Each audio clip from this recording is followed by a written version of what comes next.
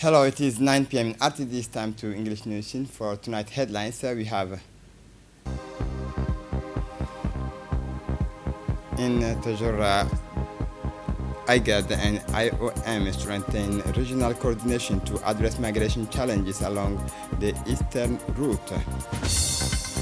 At the heart of negotiations over the Strait of Hormuz, Iran conditions any escalations on the lifting of the U.S. blockade. Welcome to our newsroom. The President of the Republic, Ismail Omar Guelleh, continues to receive congratulations and best wishes for success from his counterpart following his re-election to the highest offices. The President of India, Ms. Draupadi Murmu, sent him a message congratulating him on his re-election and expressing confidence in Djibouti's continued development while highlighting the strong ties of friendship and cooperation between the two countries. A similar message was also sent by the President of Bangladesh, Muhammad Shahabuddin, who emphasized the Djiboutian people's support for his visions and expressed hope that the country would further strengthen its development and international influence. In addition, the head of state has received congratulatory messages from international institutions, notably from the executive directors of the International Monetary Fund, Regis Onosonde, who conveyed his best wishes for success and reaffirmed his commitment to strengthening cooperation with Djibouti. And in Tajura hosted a strategic meeting on migration along the eastern route. The government of the Republic of Djibouti, in partnership with the Intergovernmental Authority on Development, IGAD, and the International Organization for Migration, IOM, and the European Union, SIDA, and their partners is holding a high-level meeting in Tajura dedicated to managing migration flows along the eastern route. Organized from April 27 to 30, 2026, the meeting brings together technical experts, representatives from IGAD member states, as well as regional and international institutions and development partners. It aims to strengthen a coordinated regional response to irregular migrations in a context marked by the ongoing crisis in the Red Sea. Upon arrival, the ministerial delegation was welcomed at the Gadile Hotel Resort by the regional prefect, Mohammed Abbas. The opening ceremony was chaired by the Minister of Interior, His Excellency Saeed Nuh Hassan. Also, the current chair of IGAD, in his speech, he stressed the urgent and strategic natures of migration issues, noting that the eastern route remains one of the most heavily used and dangerous corridors in the world. At the conclusions of the meeting, participants are expected to adopt the Tajura Action Plan aimed at strengthening migration governance and improving migrant protection along the eastern route.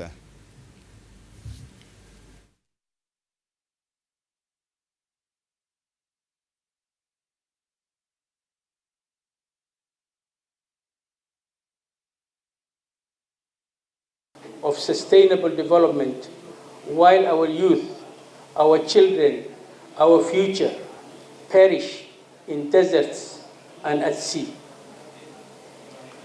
Our mandate calls us to promote regional cooperation that enhances peace, security, and prosperity. I urge all IGAD member states to honor this mandate by addressing this crisis collectively, in collaboration with other countries of transit and destination, including the Republic of Yemen and the Kingdom of Saudi Arabia. And I would like to particularly welcome His Excellency the Ambassador of Yemen to our gathering today. The representative of the International Organization for Migration said that Ms. Tania Pacifico said that the eastern route remains one of the most complex and dangerous migration corridors in the world. Each year, thousands of women, men, and children embark on this journey, facing considerable risks, often at the cost of their lives. The collective commitment we are witnessing today in Tajura sends a strong signal. It reflects a shared determination to place the protections of migrations at the center of our actions while effectively combating trafficking and smuggling networks. The IOM reaffirms its commitment to supporting member states in strengthening migration governance mechanisms through human, coordinated, and sustainable approaches. The United Nations Resident Coordinator, Jose Barahona, said that the issues of migration cannot be addressed in isolation. It is closely linked to economic dynamics and security crisis and the effects of climate change, which continue to profoundly affect populations in the region. The United Nations welcomes the initiative of this meeting, which is fully in line with the multilateral and cooperative approach. It is essential to strengthen partnership, pool resources, and promote sustainable solutions based on human rights and the dignity of every individual. We remain fully committed alongside the government of Djibouti and its partners to support the implementations of the recommendations that will emerge from this meeting, particularly through the forthcoming Tajura Action Plan. For his part, the prefect of the Tajura region, Muhammad Hamada Abbas, said that this meeting aims to strengthen a coordinated regional response to irregular migrations in a context marked by the ongoing crisis in the Red Sea. It is with great honor that the Tajura region hosts this strategic meeting dedicated to a major issue of our time, namely the management of migration flows along the eastern route. Holding this meeting in our region reflects the importance of our territory as a key transit point, but also as a space of reception and solidarity. In the face of growing challenges related to irregular migration, it is essential to strengthen coordination among all stakeholders, both at the national and regional levels. Tajura, as a committed region, will continue to fully play its role in implementing public policies aimed at ensuring the safety, dignity, and protections of migrants while preserving the stability of our local community. Finally, the Minister of Interior, Saeed Nuh Hassan, has warned on the many risks faced by migrants, including human trafficking, smuggling, violence, and loss of life. He called for collective, sustainable, and coordinated action focusing on both protecting migrants and combating criminal networks. He also emphasized the need to address the root causes of irregular migration, such as economic hardship, conflict, and the effects of climate change. Referring to Djibouti's specific challenges, he called for increased support in infrastructure, reception capacity, and assistance, including for host communities. The sub-prefect of Mulud in the Dakhil region is hosted an official ceremony on Monday, April 27, 2026, marking a major step in the implementations of the national decentralization policy with the transfer of civil registry responsibilities from the prefectural administrations to the regional council chaired by the minister delegate in charge of decentralization. The ceremony took place in the presence of the prefect of Dakhil, the president of the regional council, as well as local authorities, elected officials, community leaders, community representatives. It reflects the government's commitment to bringing administration closer to citizens and improving the efficiency of public services at the territorial level. In his speech, the minister delegate emphasized that this transfer is part of a broader effort to modernize the state and strengthens local governance. He recalled that decentralization is a strategic lever for balanced regional development based on empowering local authorities. He also stressed the importance of civil registry services, which are central to citizens' lives, noting that local management will improve accessibility, speed of processing, and alignment with local realities. Referring to the visions of the President of the Republic, Ismail Omar Guelleh, he stated that this reform is part of a continuous commitment to inclusive, equitable, and sustainable development. The official transfer, marked by the signings of documents between the prefect of the Dakhil and the president of the regional council, represent a new step in the ongoing process of deconcentration and decentralization led by the government. In conclusion, the minister delegate called on local stakeholders to demonstrate responsibility and commitment to ensure the success of this reform, reaffirming a continued state support. The Mulud ceremony thus marks an important milestone in building more effective territorial governance aligned with the national ambitions. The president of the Regional Council of Dakhil, Mahad Hussein Ahmed, stated that this day marks the inauguration of the regional administrative headquarters in Mulud. In his remarks, he emphasized that Mulud now benefits from a key public services, illustrating ongoing progress in the countries, particularly in the Dakhil region. He specified that this project is part of the ADIL programs funded by the European Union, which enabled the construction of this administrative building. He also recalled that this initiative reflects the policy of President Ismail Omar Guelleh and is part of his Vision 2035, aimed at ensuring equitable access to public services across the national territory, especially in education, health, and essential services. The prefect of the Dakhil region, Mr. Hassan Abdi, emphasized that this ceremony marks a significant milestone for the Dakhil regions and particularly for the sub-prefecture of Mulud. The transfer of civil registry responsibility to the regional council reflects a strong commitment to bringing public services closer to our citizens and improving their daily access to essential administrative services. As representative of the state at the territorial level, we fully support this reform, which strengthens local governance and enhances the responsiveness of our institution. This transition is also called for responsibility, coordination, and dedication from all stakeholders to ensure continuity, efficiency, and quality in the delivery of civil registry services. We remain committed to working hand in hand with the regional council and all local actors to ensure the successful implementations of this important reform in the best interests of our populations.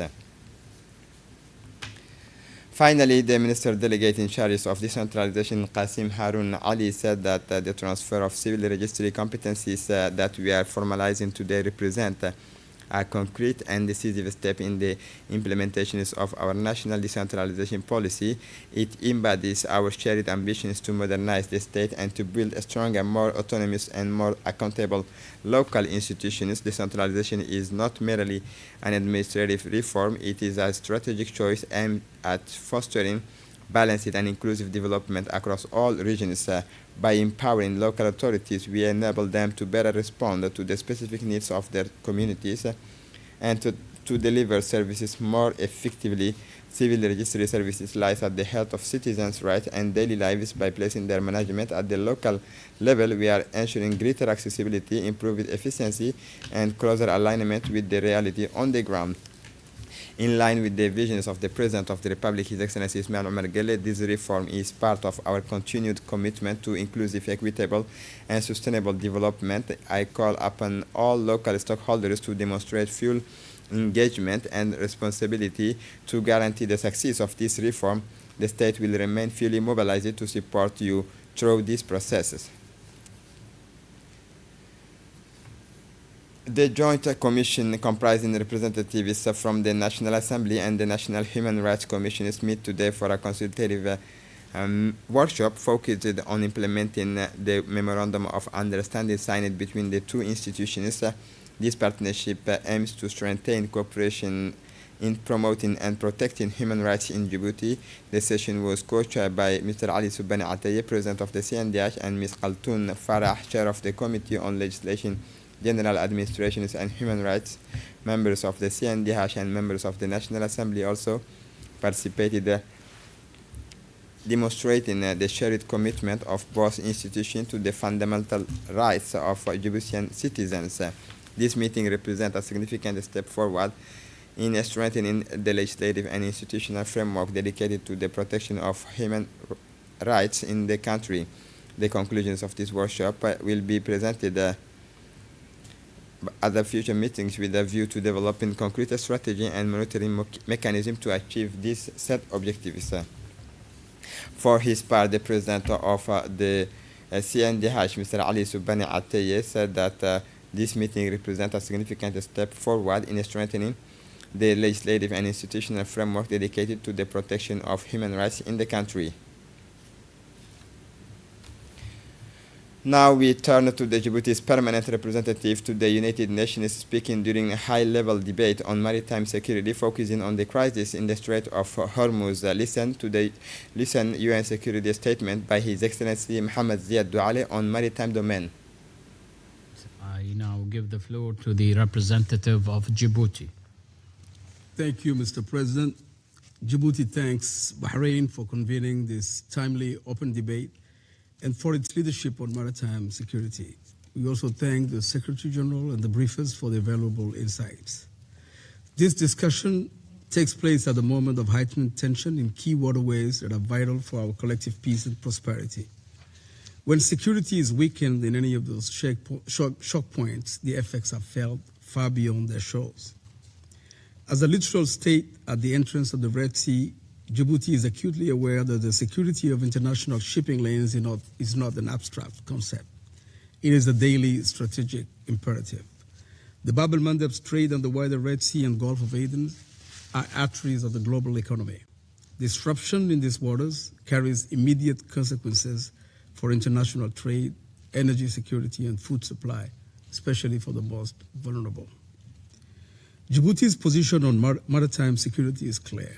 First, we reaffirm the centrality of international law, including the United Nations Convention on the Law of the Sea and relevant instruments of the International Maritime Organization. Freedom of navigation and overflight and the unimpeded transit of commercial shipping in straits used for international navigation are fundamental to international peace and security. They must be respected by all states and by all non-state actors. Djibouti has a long-standing and firm commitment to these principles. The law of the sea has been of great importance to our people since time immemorial. Djibouti was among the original signatories of the Montego Bay Convention and has consistently efforts to uphold a rules-based order at sea.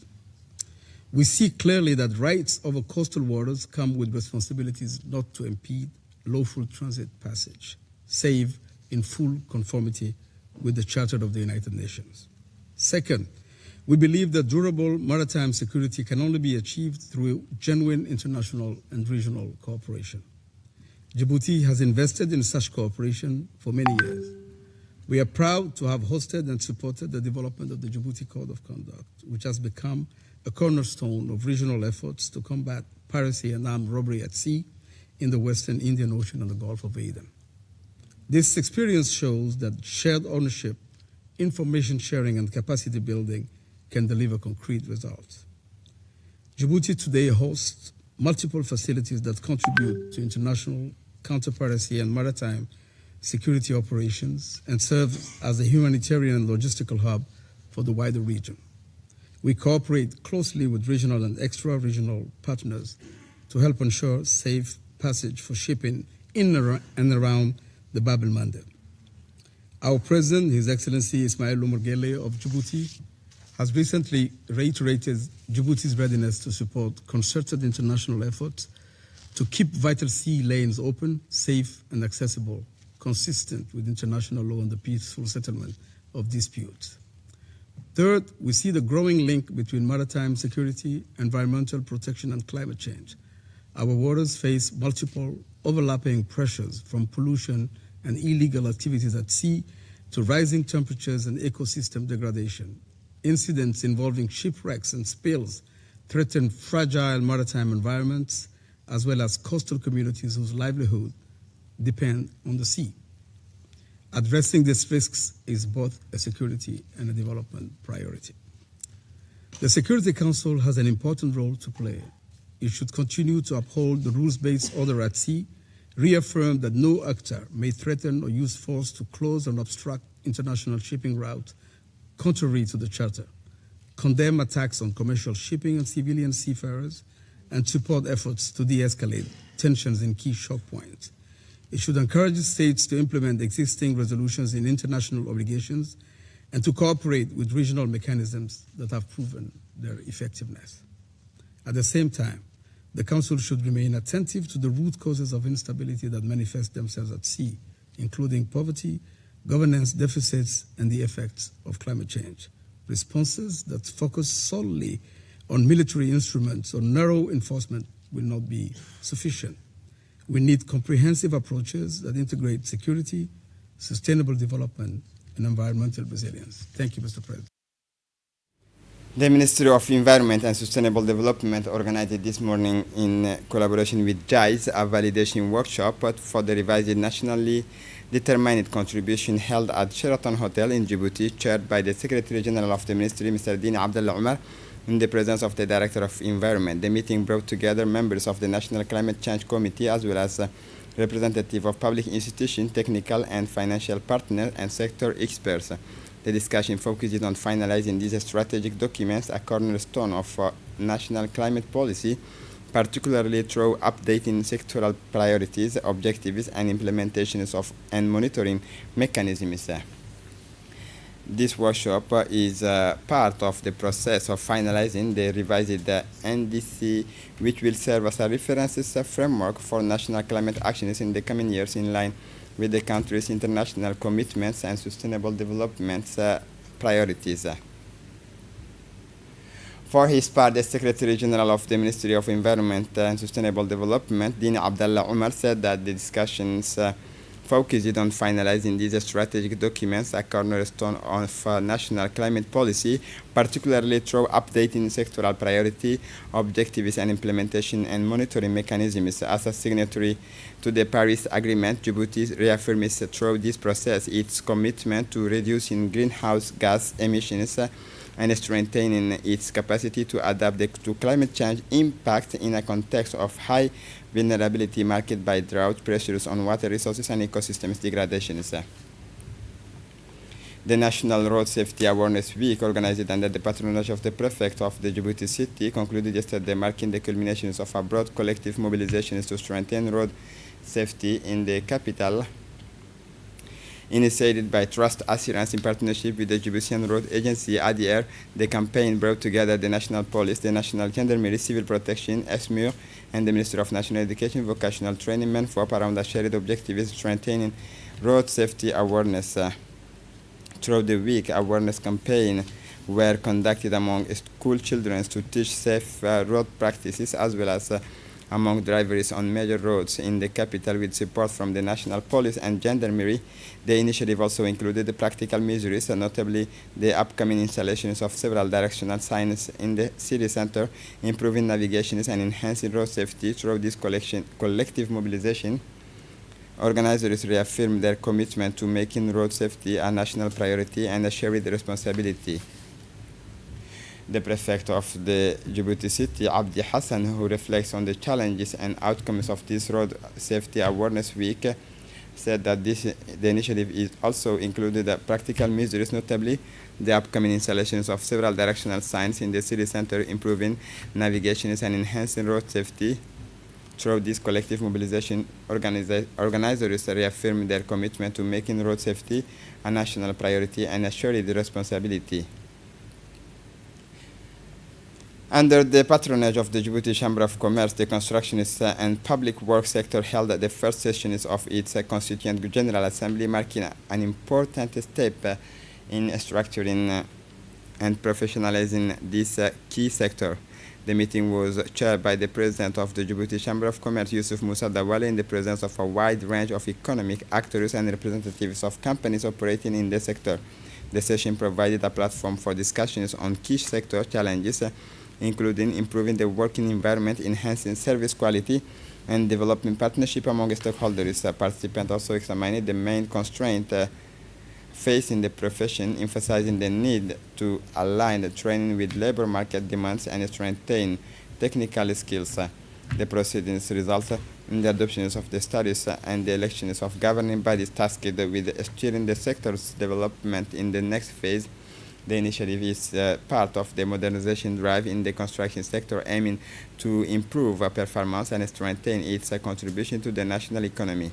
In closing, participants stressed the importance of strengthening public-private partnerships as a key lever to support major projects and ensure their successful implementation under optimal conditions. For the international scene, negotiations around the Strait of Hormuz are intensifying, with Iran proposing to lift navigation restrictions in exchange for the removal of the U.S. blockade and a resolution to the ongoing conflict. This strategic passage, through which a major share of global oil and gas trade transits, remains at the center of strong tensions between Tehran and Washington, both maintaining their positions. Analysts believe that any de-escalation could have an immediate impact on global energy markets, although prospects for an agreement remain uncertain. In Gaza, residents are recycling rubble from buildings destroyed by war to rehabilitate severely damaged roads as part of a UN support project. The debris is collected, crushed, and transformed into the paving materials, representing an initial step towards reconstruction amid a severe shortage of materials. beyond the infrastructure. This initiative also provides temporary jobs and symbolizes an early stage of recovery for a population deeply affected by the conflict. And to close up this edition, Kenyan athlete Sebastian Sawe won the London Marathon with an exceptional performance that has drawn global attention. According to reported results, he achieved a time of 1 hour 59 minutes 30 seconds, an unprecedented mark that, if confirmed, would represent a historic milestone in the world athletics. Sports authorities are awaiting official validations of this performance, which could establish Sawe among the greatest Sawe among the greatest names in the disciplines. And this is it for the news. Thanks for watching us. Have a good evening.